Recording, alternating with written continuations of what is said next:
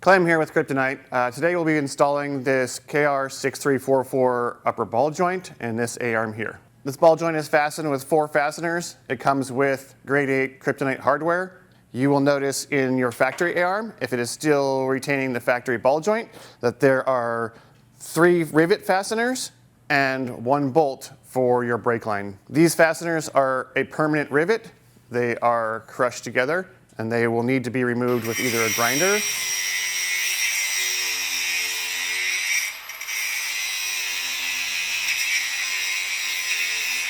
or an air hammer.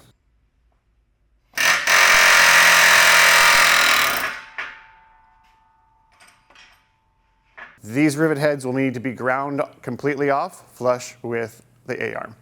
We have our A-arm removed to show you guys this on the table here. These ball joints can be installed in the vehicle, or you can remove the A-arm and do it on a bench or in a vise.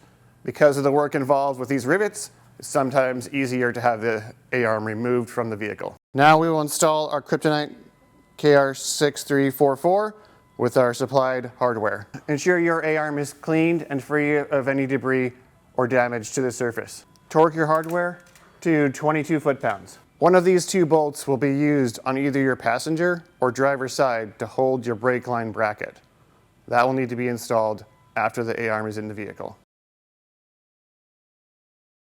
When reinstalling your A-arm, 140 foot-pounds on your A-arm mount, 37 foot-pounds on your castle nut, and then go ahead and install your cotter pin and secure it. That's how you install your Kryptonite KR6344 ball joint in an upper A-arm.